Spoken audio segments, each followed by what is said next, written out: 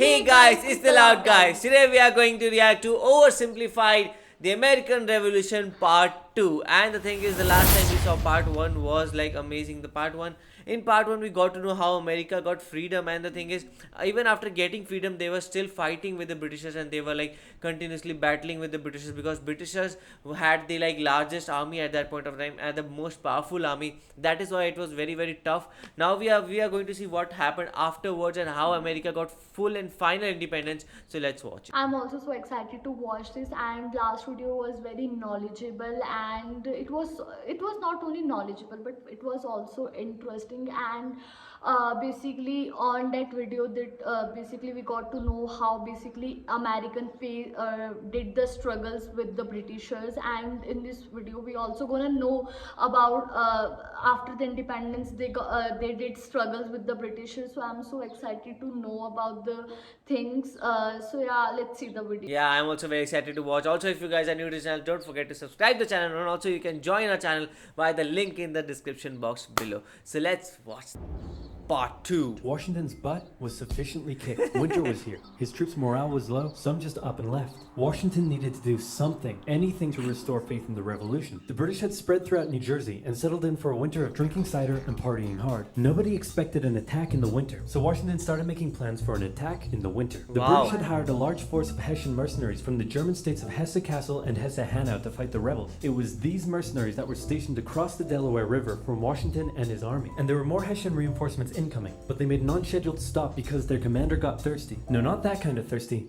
That kind of thirsty. It was Christmas Eve with a blizzard outside when Washington heard the Hessian defenses were down, and he decided to attack. He made a perilous crossing of the icy Delaware River with 2,400 men and marched 9 miles to Trenton, where he caught the Hessian forces completely off guard. After a short but fierce battle, the Hessians surrendered in droves. It was a much-needed victory that sent a clear message not only to the British, but to Americans across the colonies. The war was far from lost. General Cornwallis led the British forces south to counterattack the Americans, but in a series of battles, Washington's defensive positioning and flanking maneuvers defeated the British 3 times in 10 days. And the British decided to abandon southern New Jersey for the rest of the winter. Washington finally set up a winter camp in Morristown, but for the Americans, there was much less partying than the British.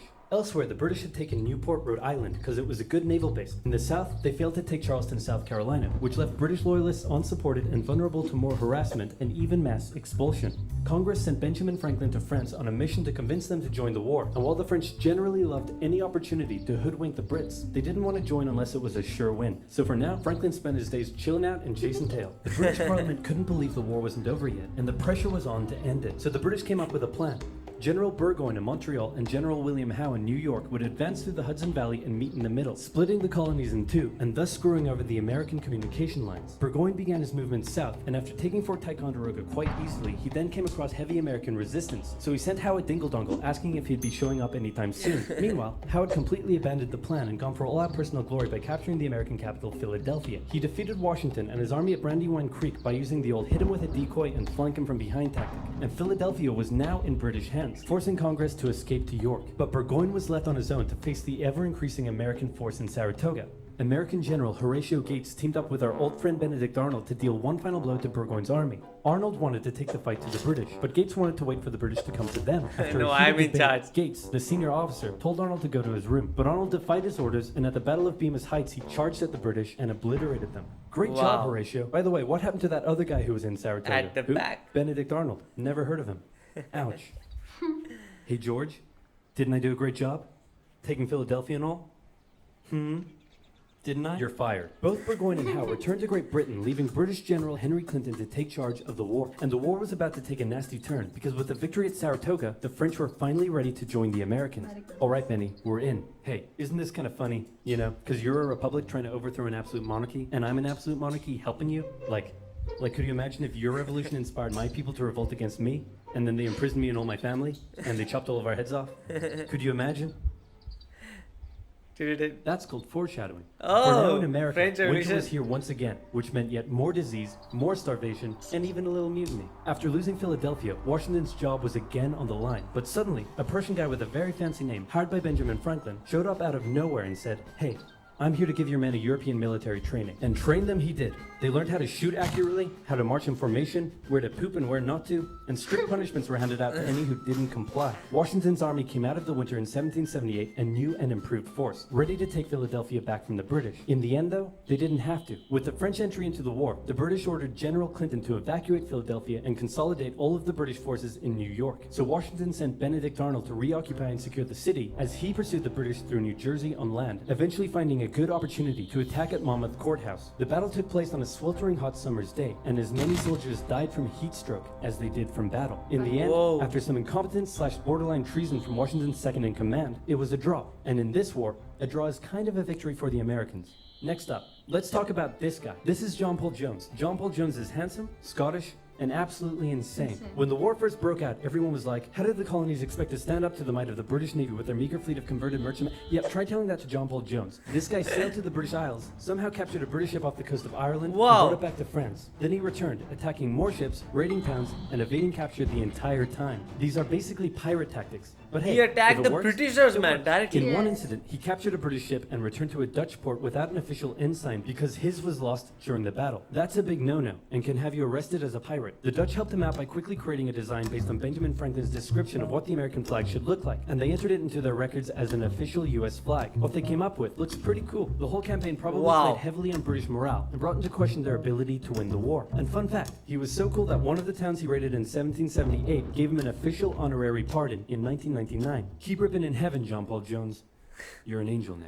What the Continental Navy was lacking in resources, though, the French entry into the war made up for. The French began with naval skirmishes in the English Channel, and they sent a large fleet to America, although it sustained a lot of damage in a storm off Rhode Island. The Americans were hoping for a bigger commitment from the French, so John Adams went to France to help Benjamin Franklin continue negotiations. Oh good, you're finally here. Check this out. Hey ladies, I'd like to fly you like a kite, because you're electrifying. He was Isn't this great? electrified. Is this what you've been doing? Yeah. Why? We were sent here on a diplomatic mission to secure military support from France, not to philander with the locals. Wait, no, ladies, come back. Oh. Worst wingman Ever. But the Americans would get some more help. The Dutch provided aid, although they never formed an official alliance. More significantly, though, the Spanish, who had already been providing aid, officially joined the war in June 1779. They would provide support in the Midwest and the Gulf Coast, campaigns that heavily impacted the Native American tribes in those areas. Both sides actually enlisted the help of Native American tribes throughout the war, sometimes even pitting those tribes against each other.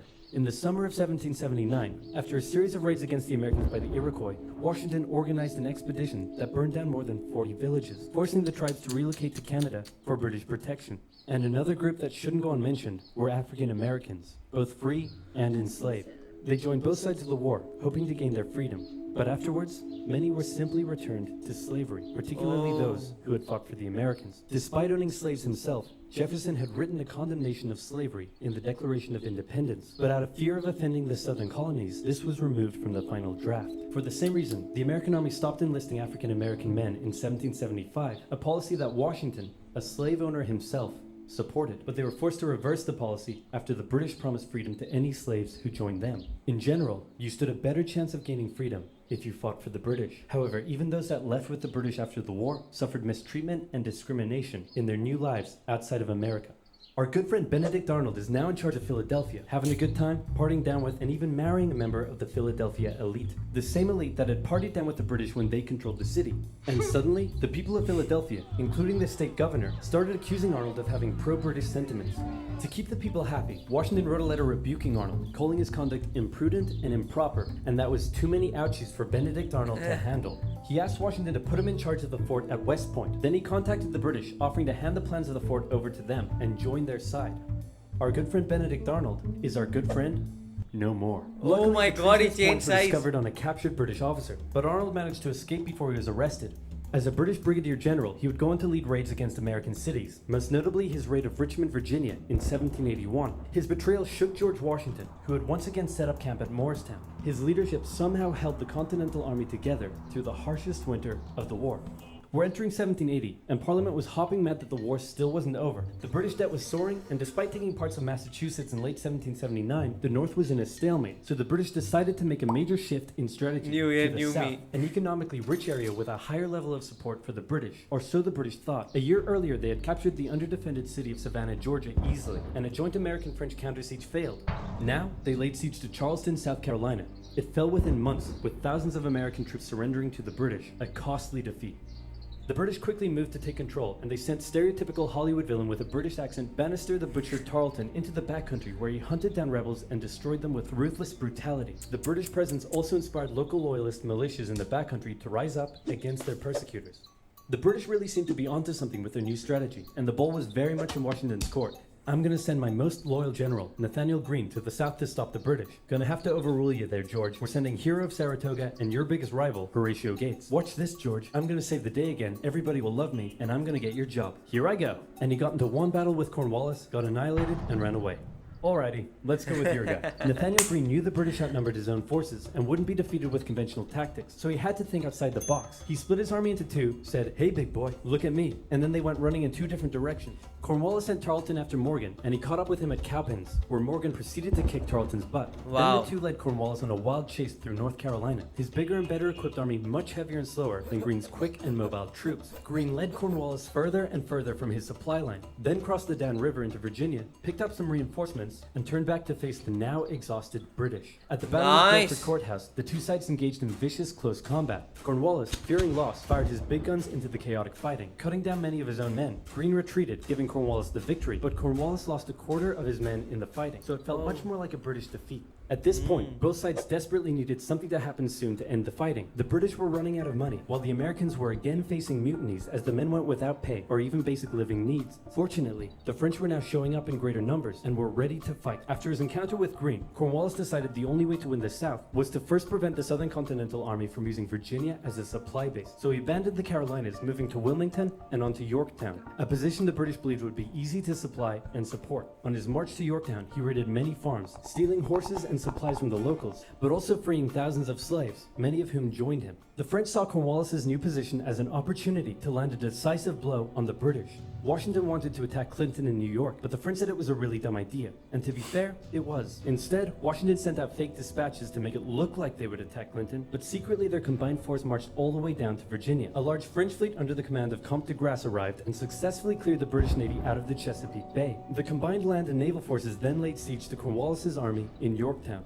The American and French forces tightened in around the city, raining artillery down on Cornwallis, who desperately appealed to Clinton for aid. But Clinton was unusually chilled out about the whole thing. Cornwallis held out for nearly a month before he had no choice but to surrender. Over 7,000 British troops Finally. were captured, a crushing defeat. Wow. And with that, Parliament had reached the end of its rope. The war just wasn't worth it, finally and it happy needed to ending. end now. The British still held New York, Charleston, and Savannah, but fighting between the two sides mostly ceased as peace negotiations opened up in Paris. The resulting treaty in 1783 saw Great Britain remove its troops from American soil, recognize U.S. independence, and cede territory up to the Mississippi River. In return, the Americans agreed to pay any debt still owed to Britain and gave fair treatment to any colonists who had remained loyal to the crown. The Spanish got Florida, while the French got an economic crisis that led to its own revolution a decade later. Washington retired to his home in Mount Vernon, wishing his men farewell by saying, "I most devoutly wish that your latter days may be as prosperous and happy as your former ones have been glorious and honorable." He hoped to live out the rest of his days in peace, but unfortunately for him, a number of people wanted him to be the first leader of the new country, and by a number of people, I mean literally everyone. The first election campaign in American history was basically a grassroots effort to convince Washington to accept the office. He was Wow. sworn in on April 30th, 1789, and he himself established many of the standards and limitations of what the American leader should be. First of all, there was debate on what he should be called. Is he a king? Is he our glorious leader? In the end, they went for a word that at the time was pretty modest. President. President, like the president of your local yeah. bowling club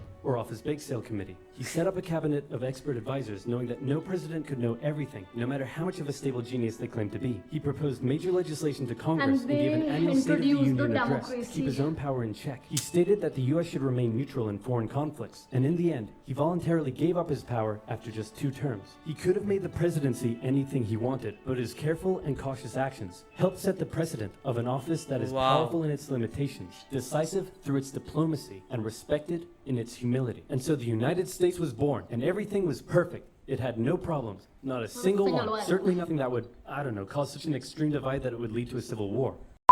To be honest, I'm feeling so happy after watching the video, because in the first part we saw the American struggle, how they basically struggle uh, with the Britishers, and finally they got the in the second part they got the basically independence. And most importantly, what I really liked was basically American introduced the democracy. They didn't they didn't impose the monarch in the citizens of the country, which was again the good part.